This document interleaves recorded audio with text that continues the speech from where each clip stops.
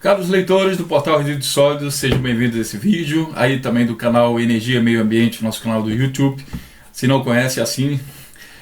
Eu queria conversar com vocês hoje, na verdade responder a pergunta de muitos internautas aí, de muitos leitores do nosso portal, que querem saber o seguinte: na elaboração de um plano de gerenciamento de resíduos sólidos, quem pode ser responsável por esse plano, responsável técnico pela elaboração desse plano?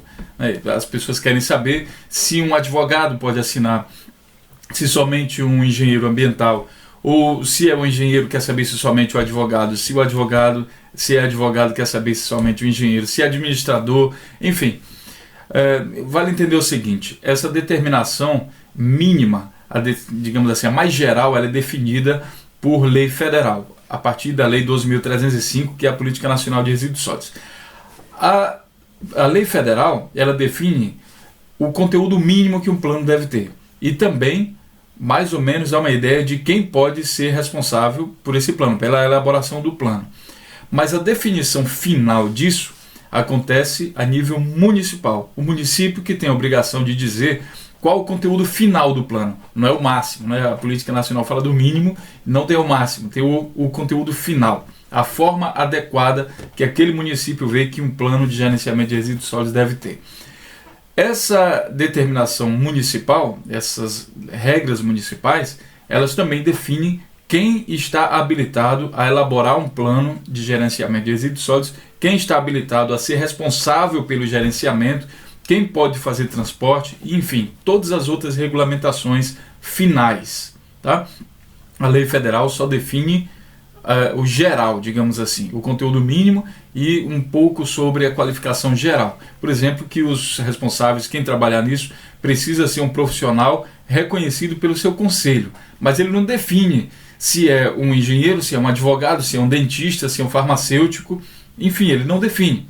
Você pensa assim, o dentista nunca vai ser, mas depende. E os resíduos decorrentes aí dessa atividade? A pessoa que mais entende disso é o dentista. Os resíduos decorrentes aí de atividades que envolvem farmácias, quem mais entende disso é um farmacêutico.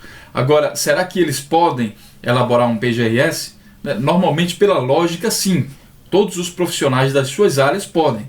Só que quem define isso é a lei municipal. Portanto, a melhor maneira de você saber se você pode trabalhar nessa área, já que é uma área bastante procurada no Brasil hoje, em janeiro de 2015, é procurar o termo de referência elaborado pela gestão pública municipal da sua cidade. Nesse termo de referência, normalmente o órgão responsável pela avaliação de um PGRS, ele está lá dizendo quem é que pode e quem não pode fazer isso. Como eu falei para vocês, normalmente é um profissional que é reconhecido pelo seu conselho. Se é um engenheiro, então procura o CREA. Se tem lá o CREA, então ele pode trabalhar nisso daí.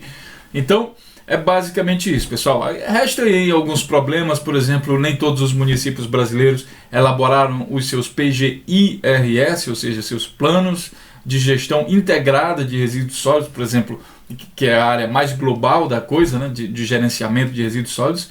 E daí não existe, algumas vezes, a definição sobre o que deve haver dentro de um PGRS e quem é o responsável por isso. Mas isso não, digamos assim, não evita que as empresas desse município, que, digamos assim, que não tenha PGIRS, fiquem livres de elaborar o PGRS. Tá? A lei federal obriga, mesmo assim, essas empresas a elaborarem os seus PGRS. Tá certo?